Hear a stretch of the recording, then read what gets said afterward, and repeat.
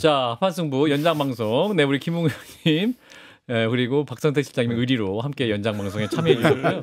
약속이 있는데 김웅 의원님은 약속이 있어서 조용히 또 이렇게 발언과 같이 사라질게요. 발언이 줄었네 하면 약속이구나 이렇게 생각하시는 거.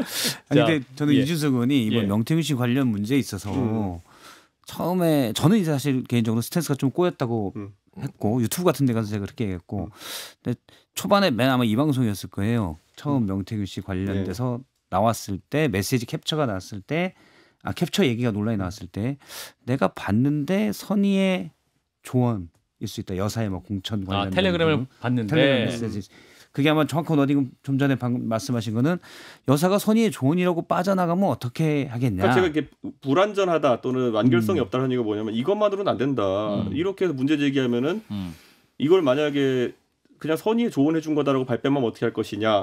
근데 그건 왜냐하면 제가 그때 봤던 게 뭐 했지만은 도와주긴 어렵다였잖아요. 나중에 다 드러났잖아요. 그럼 지금 와서 거꾸로 되돌아가면 맞는 거죠. 지금 도와주기 어렵다고 공천 개입이냐는 그게 공천 개입이라 하면 진짜 그러면 누구든지 가가지고 나 공천 좋아했는데 도와준다 그러면 개입이고 도와주기 어렵다 해도 개입이고 이거 근데 이제 다친 곳이잖아요. 그러면 그 뉘앙스가 약간 다른 게 나중에 이제 JTBC에서 캡처가 나왔었잖아요.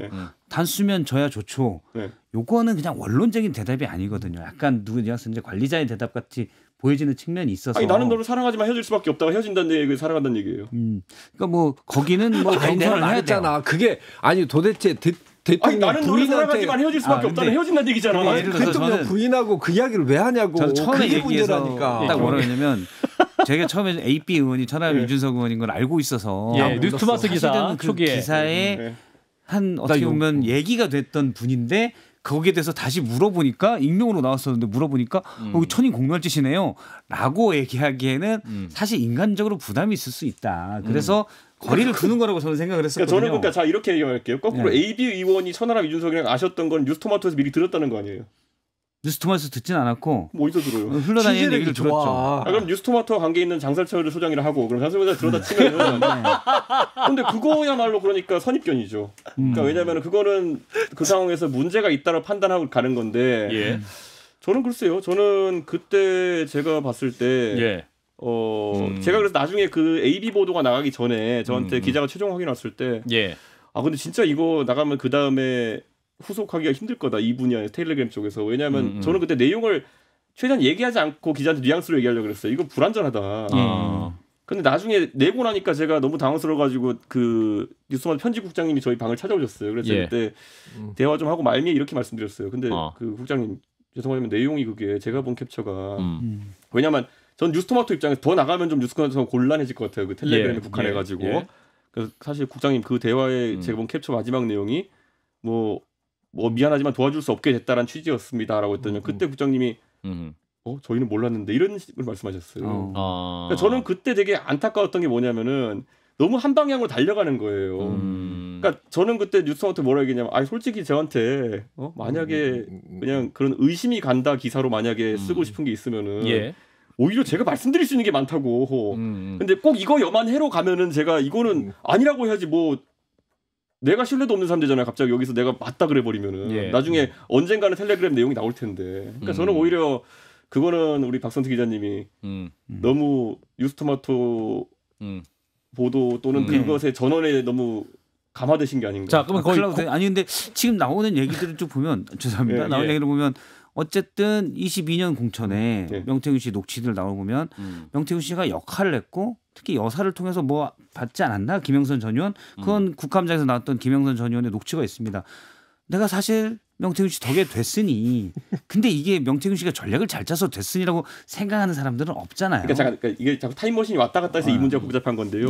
지금까지 나오던 중에 24년 얘기였어요. 그러니까 그 당시에 22년 얘기가 안 나온 시점에서는 24년 얘기해서 그런 게 나올 상황이 아니었던 거죠. 그 부분에 그러면 이준석 의원님은 내가 전혀 모르는 바였다. 22년 문제에 대해서는. 아니죠. 22년 문제 제가 너무 잘 알죠. 그러니까 여사와의 문제는. 여사와의 문제는 제가 알 수가 없죠. 그거는. 자, 뭐 아는가? 그리고 하세요. 곧 가야 되니까 정한 거죠. 정확하게 명태균 씨를 만나서 알았을 때가 그 문자를 이날 받았다라고 해서 그날이라고 이야기를 하셨잖아요. 아닐 수도 있을 것 같아. 그 전인데 본인 기억이 왜냐면은 내가 김종인 비대위원장 찾아갔었을 때 그때 내가 원래 기억력이 나쁜 건 맞지만 그때 뭘 적어주신 것 같거든. 그 전화번호 꼭 그게 명태균 씨 전화번호였던 것 같아. 근데 난 나와서 그걸 수신 거절로 넣어버렸는데. 당대표 출마하려는 시점에. 그래서 5월 9일보다 그 이전에 혹시 알고 있는데 본인 기억이 잘못돼서 이날. 저는 이것도 계속 이제 저한테 막 사람들이 물어봐서 궁금한데 21년 5월 9일에 제가 전화번호를 저한테 김영선 의원이 보낸 문자가 있고요. 제가 그날을 기억하는 게 뭐냐면요. 제가 어디 지방에 그 서울역에서 봤어요. 와가지고 서울역에서 서울역에 김영선 의원과 명태균 사장 와 있더라고요. 그래서 그날을 기억해. 제가 최근에 그 구글에 보면 GPS 기록이 다 남아 있어요. 그러네요. 근데 5월 9일날 서울역 간 게 맞아요. 그러니까 제 입장에서 그러면 뭐 그게 그럼 저기 수성못에서 만났다라는 건 그 뒤고. 수성못은 제가 그때 5월 9일은 제가 수성이고 어디 다니지도 않을 때였으니까. 그러니까 이게 되게 그러니까 사람들이 자꾸 편린을 조합하는 게 뭐 나중에 저한테 제가 5월 9일에 만났다는 게 거짓말이다. 그러면서 누가 8월 24일 날 뭐 만났다 이러는 거예요. 그럼 그럼 더 뒤인데? 막 이러니까 지금 이게 굉장히 희한한 게 제 입장에서는 기록이 남아 있는 걸 보고 얘기하는 거고. 근데 이런 건 있어요. 저도 이제 제가 얘기한 뭐냐면 명태균 사장이라는 사람이 예를 들어서 뭐 21년도나 20년도에 어딘가 저를 뭐 지나치면서 만났다. 그건 이제 기억 못 하죠. 그러니까 저는 이거는 주로 민주당 지지자분들에게 말씀드리자면요. 이재명 대표는 사진 찍고도 모른다 그러잖아요. 근데 저는 솔직히 사진 찍고 모르는 것도 아니고 저는 제가 처음 본 기억이 나거든요. 여기 5월 9일. 근데 나는 내가 이제 뭔 생각이냐면 기억이라는 것 자체에 대해서 본인이 이것까지 확실히 나오니까 이게 있어서 이게 확실히 이날이 맞겠다라고 생각을 하지만은 그 전일 수도 있는 건데 나는 5월 9일이라는 거에 대해서 그 전에 만났는데 기억 못했을 수도 있고 그렇다고 해서 그 전에 만났다고 해서 문제가 상황이 있는 달라지는 건 없어요. 근데 아니죠. 그러니까 예를 들어 5월 6일이면 뭐가 다르고 5월 3일 뭐가 달라요? 그 전이면은 뭐 별거 아닌데.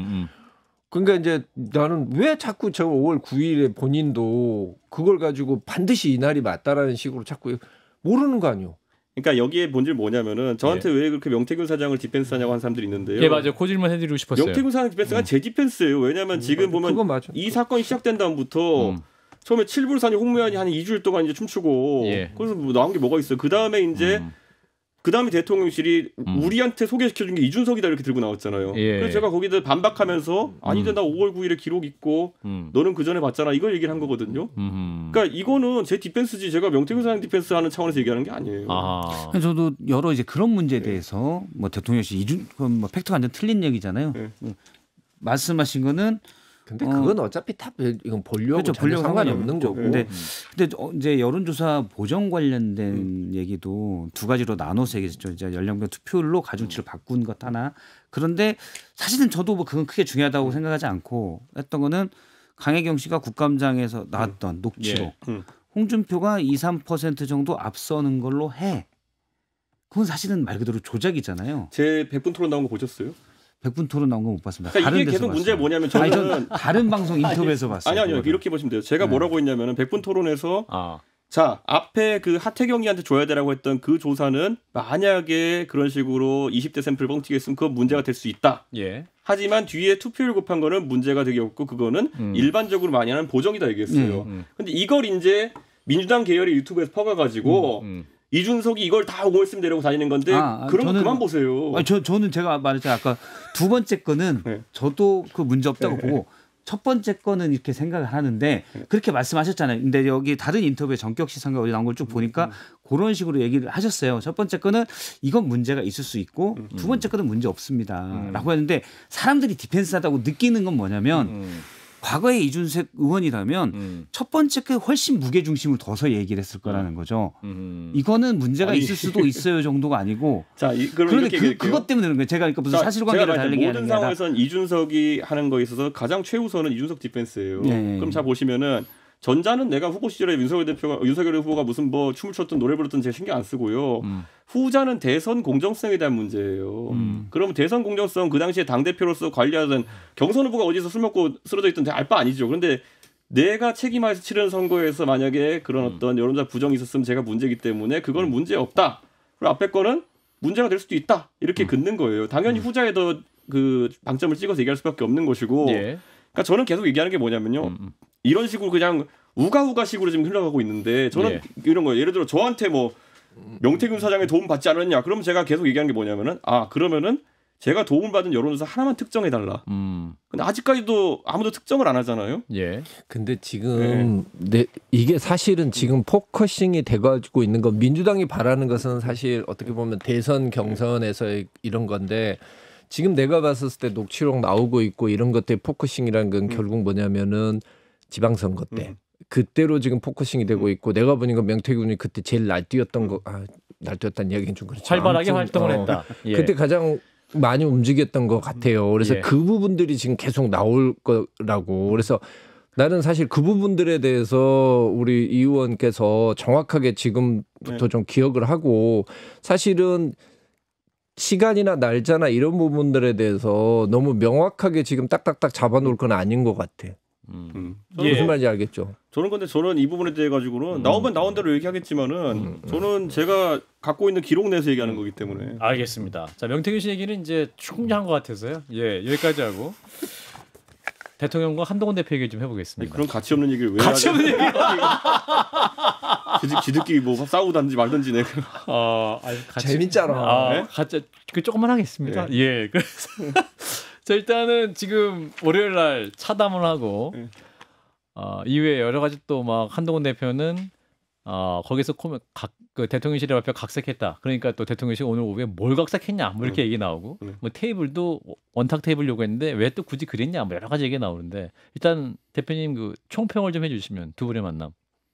못난이들. 예. 옛날엔 검사 1, 검사 2였는데 못난이 1, 못난이 2로 바뀌고 있습니다. 이게 발전인지 아니면 퇴보인지 모르겠지만. 그래도 국가의전 서열 1위 7위이신데 못난이들이라고 하시면 뭐 괜찮습니까? 뭐 그 국민의힘이라는 당이 국가의전 서열 6위, 7위 어떻게 대하는지는 뭐 제가 겪어봤기 때문에 그렇게 뭐 우대할 가치가 없습니다. 혹시 전직 당대표 모임 같은 경우 이렇게 그런 거 하셔도 인원도 꽤 많고 오비로 한번 그러니까 나중에 한동훈 대표도 현역이긴 하지만 다들 상황이 비슷한 것 같아요. 국민의힘 당대표들이 오늘 보니까 뭐 국민의힘 당사 앞에서 뭐 시위한다 그러고 무슨 뭐 참 민망한 용어들 막 이렇게 난무하고 하던데 그거 다 뭐 겪어봤습니다. 뭐 저는 뭐 예전에 뭐 아저씨도 올라가서 유세차 같은 거 해놓고 거기다 그 이준석을 뭐 사살하라 이런 거 명령 내리고 그 뭐 재밌어요 그건. 어제 저녁에 이제 한동훈 대표가 친한 게 긴급 만찬 저녁에 만나기도 했고. 자, 보면 강도 높은 발언이 나오고 있고 또 일각에서 어제는 또 지라시가 돌았죠. 한동훈 대표가 공식적으로 뭐 전격 사퇴할 수도 있다, 뭐 지라시도 아니다라고 또 얘기도 하게 됐었는데 지금 한동훈 대표는 어떠한 카드가 있을까요? 스탠스랄까? 글쎄요, 저는 한동훈 대표가 뭘 하려 그러면은 사실 선거가 없는 기간에 원내 당 대표가 무엇은 자리인가에 대한 자각부터 있어야 된다 보거든요. 지금 한동훈 대표가 차별화하는 거는 윤석열 대통령이 얼마나 아웅다웅하느냐를 갖고 하는 게 아니라요. 결국에는 지금 시점에서는 당의 새로운 방향성을 보여줘야 되는 거거든요. 근데 한동훈 대표가 호남 공략을 하겠습니까? 젊은 세대 공략을 하겠습니까? 지지층 확장의 가능성이 지금 잘 안 보이기 때문에 그래서 지금 할 거 없으니까 오늘도 부산 갔겠죠. 원래 부산, 대구 이런 데 가는 거는 마음의 안식처 찾기 위해 가는 건데 당 대표가 진짜 확장에 바쁘면 그런 데 갈 여유가 없습니다. 그렇군요. 자, 그러면 이제 그 뭐랄까요? 이제 어제 이제 한동훈 대표가 이제 세 가지 요구안을 요구했는데 김건희 여사 거취 문제 굉장히 중요한데 외부 활동 자제 요청에 대해서 대통령이 이렇게 말을 했죠. 집사람이 많이 지치고 힘든 상태다. 근데 이거에 쓰고 이제 회복되면 다시 하겠다는 거냐? 뭐 이렇게 또 해석하시는 분도 있는데. 저는 한동훈 대표가 김건희 여사를 뭐 타박하거나 뭐 거기에 대한 제안하는 것 자체가 그렇게까지 저는 와닿지 않는 게 김건희 여사랑 뭐 그 검찰 시절에 뭐 몇백 통씩 이렇게 메시지 주고받으면서 오히려 굉장히 그 긴밀하게 지냈던 분이 한동훈 대표고 그리고 사실 그렇게 김건희 여사가 인사에 전횡을 하고 모든 인사를 필터링 한다는 게 그 주장이 맞다면 역사적으로 법무부 장관 누가 시켜준 겁니까? 법무부 장관은 그러면은 누가 대통령이 임명한 거니까 아니면 김건희 여사가 추천한 겁니까? 그러니까 그런 것부터 해가지고 술안루프에 빠질 수밖에 없어요. 그러니까 저는 김건희 여사가 인사에 개입하고 이런 것을 부정하려고 그러면 윤석열 정부 최대 수혜자가 바로 그 한동훈 법무부 장관 비대위원장인데 아니 도대체 한 사람에게서 법무부 장관과 비대위원장을 다 받았다는 거는 이거는 정치적 커리어를 다 만들어준 거죠. 그렇죠. 예. 그런데 이거를 갖고 그걸 거꾸로 탓한다? 예. 당신께서 수혜자셨어요. 그러니까 황태자 소리 들었잖아요.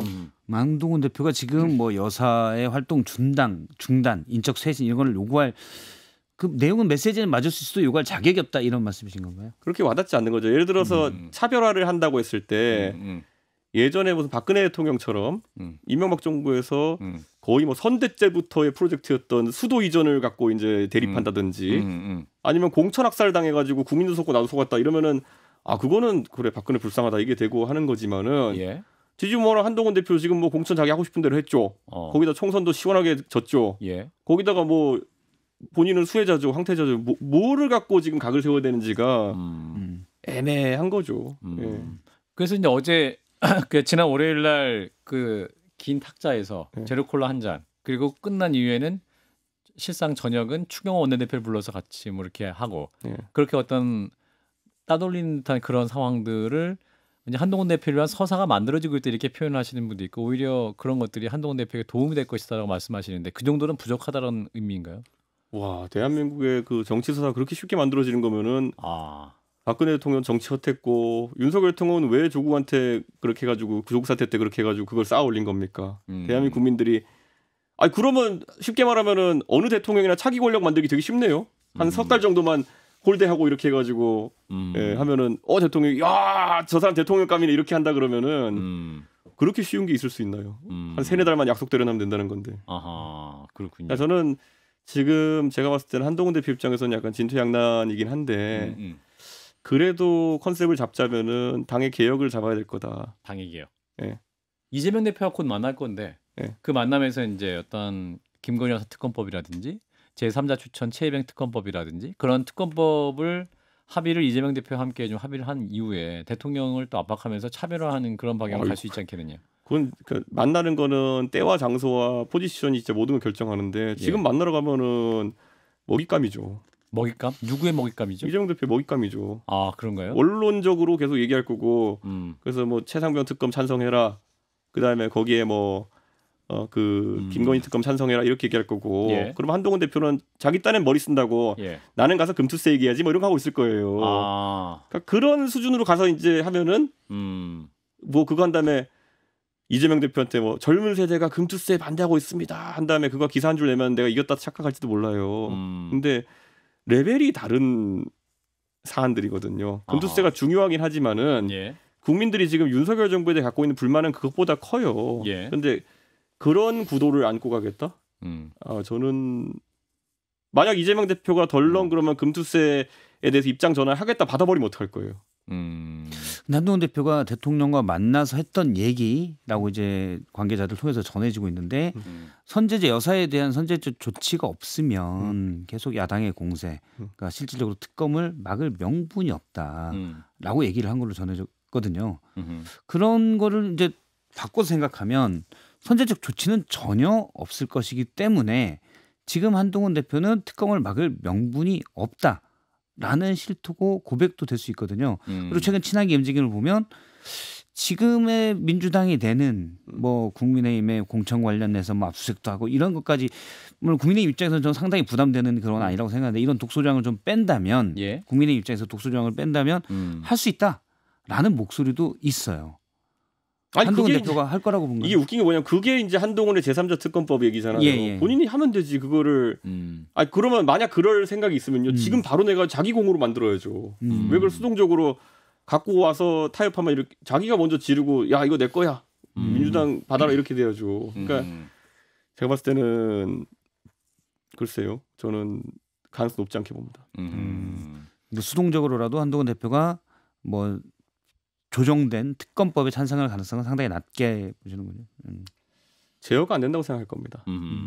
제어가 본인이 어차피 한다 해도 내가 과연 그러면 의원들이 따라서 한 7-8명 정도 찬성해 줄까?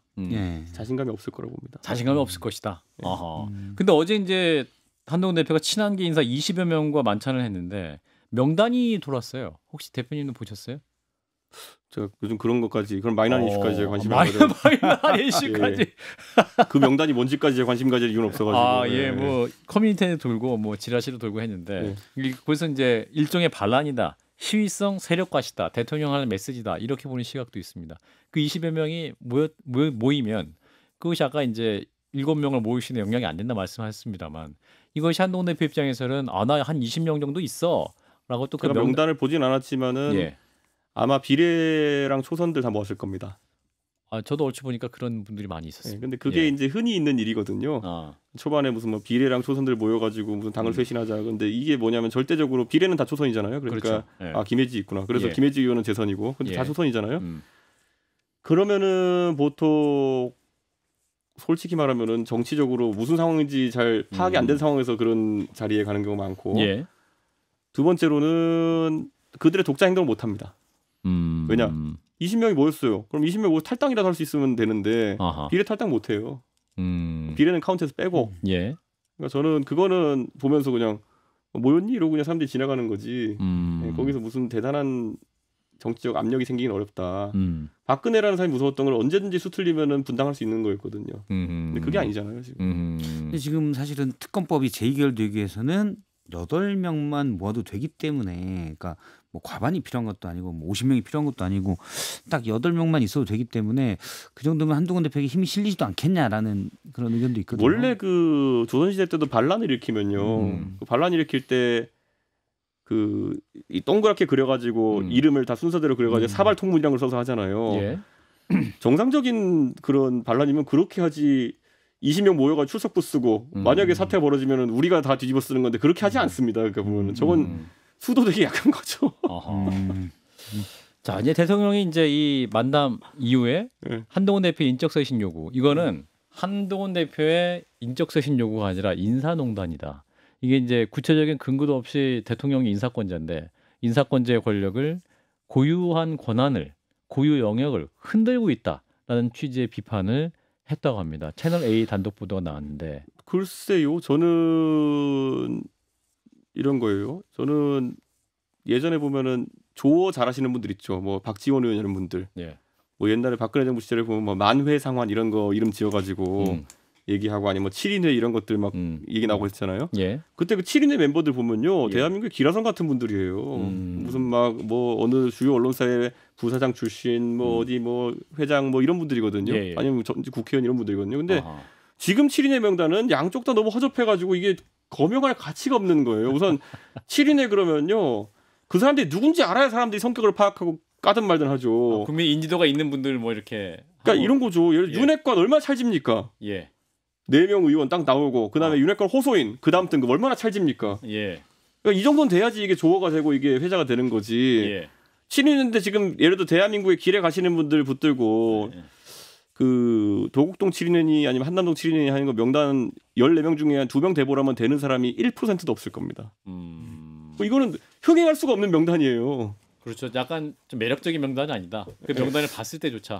근데 사실 말씀하신 대로 뭐 행정관, 선임행정관, 비서관 이분들로 이루어졌는데 사실 그분들이 권력에 더 김대남 씨 녹취에 따르면 황순규 시민사회 수석도 아무것도 아니고 그 이른바 24시들 나중에 7인회로 구체됐지만 이분들이 더 문제다라고 했으니까 사실 그래서 더 문제인 것 같아요. 그러니까 더 연륜, 사실 직급으로 평가할 건 아닌데 연륜이 직급으로 볼 때는 덜 쌓인 분들이 지금 국정을 농단하고 있다는 지목을 받고 있기 때문에 그게 더 문제 아닌가. 저는 근데 거기에 지목된 분들이 예를 들어 국정농단했다 그러면은 그들이 해야 될 거는 너 이 일 했잖아가 적어도 국민들한테 알려지면은 그래 문제 있네 이렇게 될 거거든요. 근데 제 생각엔 지금 그런 게 나온 것 같지 않거든요. 그러니까 저는 이거는 명단이 팡 터지기는 어렵다. 그리고 제가 아까 말했죠. 이제 검사 1, 2에서 못난 1, 2로 이제 바뀌는 게 이게 무슨 생산적인 얘기라고 가가지고 독대를 하고 앉아 있습니까 이거를. 저는 좀 이해가 안 갑니다. 혹시 한동훈 대표를 보면서 뭐 동병상련을 약간 느낀다든지 과거의 생각이 나서 뭐 이렇게 그냥 씁쓸해진다든지. 좀 그냥 이제 뭐 그냥 쌤통이다 이런 느낌. 쌤통이다. 알겠습니다. 왜냐면 옛날에 그렇죠. 옛날에 그 옆 건물의 방송 진행자가 저한테 그랬어요. 한동훈 대표가 언제 한번 야 이준석이 왜 저러냐라고 한 적이 있었다고. 그래요. 그래가지고 이제 자기도 느끼고 있겠지 뭐. 쌤통이다. 이준석이는 왜 저렇게 대통령한테 이렇게 계속 꼬장꼬장 이렇게 얘기하냐. 그때 이해 못했으니까 지금 이제 더 나이 들어가지고 이제 공부하고 있는 거죠. 자 이제 이거 토론 뭡니까 면담 이후에 이제 친한 세력과 친윤 세력 간에 대통령과 한동훈 대표 사이에 이제 사실상 전면전이 시작된 것이다라고 평론하신 분도 있더군요. 그 전면전 혹은 충돌을 하게 되면 어떤 상황이 일어납니까? 수류탄, 미사일, 뭐 투척이 될 수 있을 것 같은데 그게 투척되면 한동훈 대표가 날릴 수 있는 건 무엇이고 윤석열 대통령이 만약에 전면전은 뭘 할 수 있는 거죠? 그 전면전은 이럴 때 쓰는 표현이 아니고요. 예. 정확히 뭐냐면은 그 고구려가 잘 나가다가 예전에 어느 당 대표 있을 땐 잘 나가다가 갑자기 연개소문 같은 이상한 사람이 나타난 거예요. 지금 다 나머지 죽여버리고 칼을 막 7자루 차고 다니고 막 이러고 다니는 거예요. 그래서 공포 정치 좀 하는 척하다가 이제 힘 빠지니까 나중에 죽고 나가지고 남색 남건 이렇게 싸우잖아요. 그래가지고 이제 그 꼴 나는 거예요. 이제 보면은 외적의 침해에 무너지는 그런 상황이 오는 거예요. 그러니까 지금 아마 이재명 대표 오늘 민생행보 한다고 나섰더라고요. 이제 보고 웃을 겁니다. 물론 제가 그렇다고 이재명 대표가 당태종이라는 건 아닙니다. 하지만 보고 있을 겁니다. 민주당이 웃고 있다. 특히 이재명 대표 웃고 있다. 근데 이제 이른바 보수 언론에서도 한동훈 대표의 역할을 계속 주문했던 거는 대통령이 누구의 말도 안 듣는데 혹시나 한 대표 말은 들을까 했었거든요. 이미 일찌감치 안 듣는 게 결정이 났고 엊그제 최종 도장까지 찍힌 것으로 보이는데 그러면 예를 들어서 의료 문제도 그렇고요. 지금 한반도 안보 위기는 더 심해지고 있고 이 문제를 왜냐하면 양두굴 이준석 의원님은 하신 분 아닙니까? 양두구육을 제가 했다고 한 게 아니죠. 또 그것도 보수 유튜브가 아니라 그 진보 유튜브만 보시는 거예요. 박성태 실장 요즘 굉장히 편향적인 것 같아요. 유튜브만 보시는 거예요. 저는 제가 나오는 유튜브 빼고 안 봅니다. 제가 이렇게 얘기했어요. 양두구육이란 것처럼 앞에는 양의 머리로 이렇게 했던 게 지난 선거 캠핑이었다. 그리고 어쩌면 저마저도 그런 상황이 놓였을지도 모른다. 뭐 이런 식으로 얘기했어요. 어쨌든 그래가지고 그 질문이 취지가 뭐죠? 같은 얘기 같은데요. 어쨌든 그래가지고 그 질문이 취지가 뭐죠? 어떻게 해야 되는 거죠? 왜냐하면 지금 많은 보수층에서도 잘못 찍었다 이런 얘기들이 나오거든요. 그러니까 이런 거잖아요. 지금 그 못하겠으면 내려오는 거죠. 못해 먹겠다 싶으면 내려오는 거고. 그 명언 있지 않습니까? 못해 먹겠다. 그런 것도. 근데 안 내려올 거잖아요, 대통령이. 내려올 가능성은 거의 스스로 내려올 가능성 거의 없다고. 대통령 말고요, 대표. 지금 대통령 얘기하는 거예요 지금. 의료대라문이 아까 제가 뭐 안보 위기 이런 걸 같이 얘기했듯이 한동훈 대표 말도 안 듣고 일단 뭐 이미 이준석 대표 말은 오래전부터 안 들었고. 저는 민주당은 약간 좀 지금 골치 아픈 게요. 저는 윤석열 통해 가장 큰 문제는 뭐냐면은 본인이 내용을 모르다 보니까 의료 교육한다고 해가지고 덜렁 내려온 게 보면 뭐냐, 뭐 공공의료 확대, 무슨 뭐 의사수 증대, 그다음에 뭐 이런 거잖아요. 이거 전부 다 민주당의 20년 수건 사업이었어요. 그러니까 지금 민주당이 의료 대란 지적하는 거는 굉장히 코미디인 게 이거 민주당 수건 사업들이에요. 뭐 의대 증언하고는. 그러니까 민주당의 수건 사업을 욕 먹어서 못하던 거를 윤석열 대통령이 대신 욕 먹어가지고 민주당 소원 풀어주는 거거든요. 저는 이거는 윤석열 대통령이 이상한 사람이지 민주당도 잘한 거 없어요. 자, 그러면 한동훈 대표는 못해 먹겠다면 한동훈 대표가 어떻게 할 수 있는 게 아니라 이거는 애초에 하는 순간 폭탄 돌리기인데 민주당의 폭탄을 윤석열 대통령이 자기가 끌어안고 터뜨린 거라 가지고 뭐 이거 어떻게 해야 될지도 모르겠어요 저는. 한동훈 대표 그렇다면 아까 말씀하신 대로 못해 먹겠다면 그냥 내려와서 당대표 사퇴의 결기라도 보이는 게 가장 좋은 정치 서사를 위한 과정일까요? 제가 그랬잖아요. 처음에 이제 당대표 됐을 때 이런 중차대한 사안들을 먼저 걸고 당원들 그리고 국민 여러분 그 제가 옳은지 대통령이 옳은지 당신들이 선택해 주십시오. 이렇게 갔으면 지금보다 훨씬 더 나은 상황이 있었을 것이다. 지금은 약간 기분 내고 이렇게 하다가 갑자기 이제 시간이 지나니까 어쩔 수 없이 이제 그런 걸 하게 되면은 느낌이 다르죠. 자 이준석 대표님 거의 보내드릴 시간이 된 것 같은데 청취자 질문을 좀 그래도 하나 소개를 해드려야 될 것 같아요. 이거는 이제 동탄에 관련한 내용이어서 이거 한번 여쭙고 마무리할게요. 그 한국은행 보고서 중에 대학 지역 비례 선발제 내용이 있습니다. 이준석 의원께서는 동탄과학고 설립을 말씀하셨는데 동탄과학고 설립은 이 한국은행 보고서의 취지와는 좀 배치되는 거 아닌가요? 어떻게 판단하십니까? 라는 질문. 한국은행 보고서의 어떤 지역별 어떤 그런 균질성이라고 하는 것과 과학고는 크게 좀 차이가 크게 배치되는 내용이 아니거든요. 그러니까 저는 그 보편적인 어떤 평준화 교육을 보완하기 위한 것으로서 수월성 교육이 존재하는 거지.